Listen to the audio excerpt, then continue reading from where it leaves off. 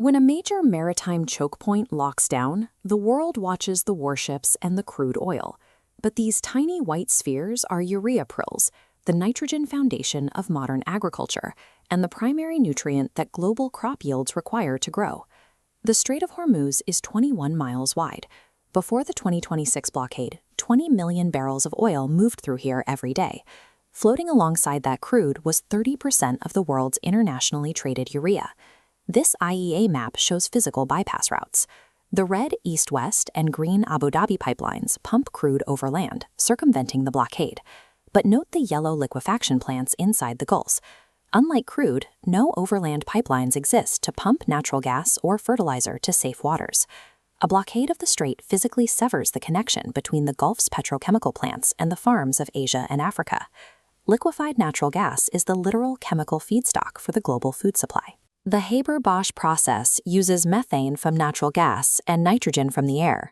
They react under extreme heat and pressure to form ammonia, which is then synthesized into the solid urea fertilizer that sustains global crop production. On March 18th and 19th, Iranian missile strikes hit Qatar's Ras Laffan industrial complex. The impact physically damaged two major processing units, knocking out 17% of Qatar's total LNG export capacity. The destruction triggered an immediate legal contraction.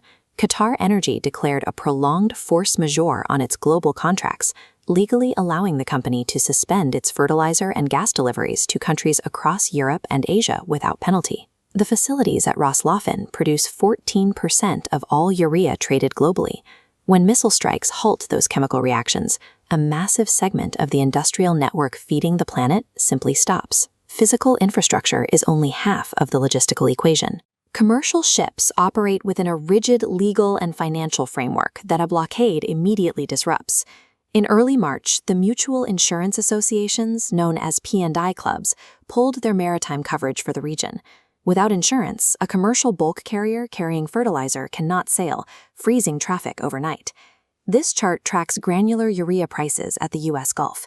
Look at the right side. When strikes hit Iran, the price violently spikes, pushing a single ton to nearly $600. For developing nations on razor-thin budgets, this is an insurmountable barrier to securing next harvest's nutrients. Financial friction starves the global supply chain. An uninsurable cargo haul is as effective at keeping fertilizer off the market as a physical sea mine. Financial markets operate in milliseconds, but the soil operates on a biological clock. This rigid timeline is what makes the agricultural crisis unique. If crude oil shipments stop, governments can tap into strategic petroleum reserves to temporarily flood the market and stabilize prices. Agriculture has no equivalent buffer. Farmers cannot negotiate with a rigid seasonal planting window. This scatterplot details national dependencies on Gulf-source nitrogen. High on the y-axis, Bangladesh sources over 50% of its imports from the Gulf, facing paralyzing shortfalls. Further right, Brazil's massive fertilizer application means disruption injects systemic risk into its harvest. Seeds must go into the ground when soil temperature and seasonal rains dictate. A bulk freighter of fertilizer that arrives 21 days after the planting window has closed is functionally useless.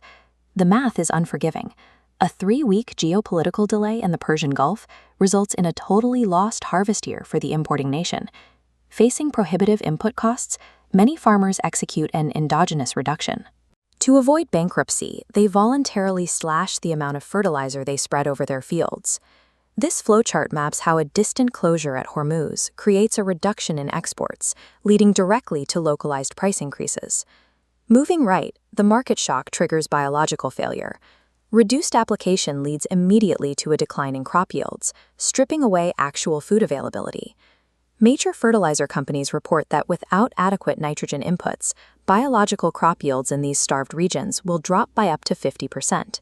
This direct transmission mechanism guarantees that missing chemical inputs result in physical food shortages. The damage to the soil does not repair itself once a ceasefire is signed or the warships leave the Gulf. The FAO assesses that this crisis has created a structural floor shift in commodity costs, threatening to push tens of millions of people into acute food insecurity long into the future. The distance between a stable global population and mass food insecurity is dictated entirely by a fragile 21-mile stretch of water.